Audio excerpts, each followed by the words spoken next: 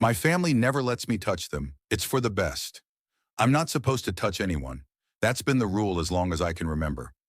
Mostly my earliest memories are of my aunts and uncles, smiling at me behind glass in their white coats, of air hugs and blown kisses. But I have distant memories of another place, of men with guns, of a woman with a touch like silk. I think she was my mother. I remember a blinding light and a sound like thunder. The next thing I knew, I was here. I've been behind glass for a long time. No windows to see outside, no door in or out, only a slot for meals. All my uncles and aunts have grown old and gray, yet I don't seem to change. They never answered my questions. Who am I would ask. Where do I come from?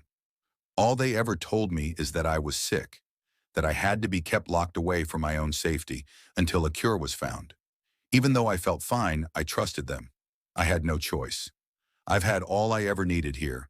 I've read hundreds of books, learned to paint and draw, watched hours and hours of Gilligan's Island. But what I always wanted more than anything was to touch someone, even for a second. I tried, once. A few years ago, one of my aunts was pushing supper through the meal slot. I backed against the wall like always, but I couldn't help it. Without thinking, I ran forward and grabbed her hand. I wish I hadn't. The second my hand touched hers, her skin turned black and brittle, like burned paper. It crept up her arms until the flesh peeled off her skull, her eyes smoldering with yellow fire. Blood ran out of her mouth, boiling. She screamed and screamed. But all I could do was sob, "I'm sorry," until security came. By the time they got to her, she was a shadow burned into the floor.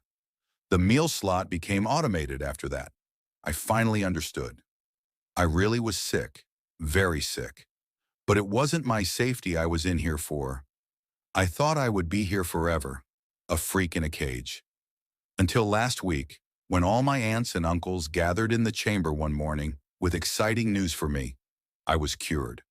They told me the country needed me, that some government men needed my help on a big mission, where I could touch as many people as I wanted.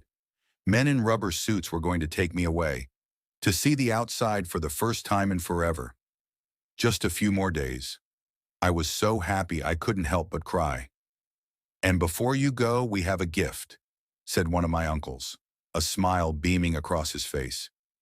I waited, excited and confused at once. "Your name is Mochitsura Yamamoto. You were born in a town called Nagasaki in the year 1945.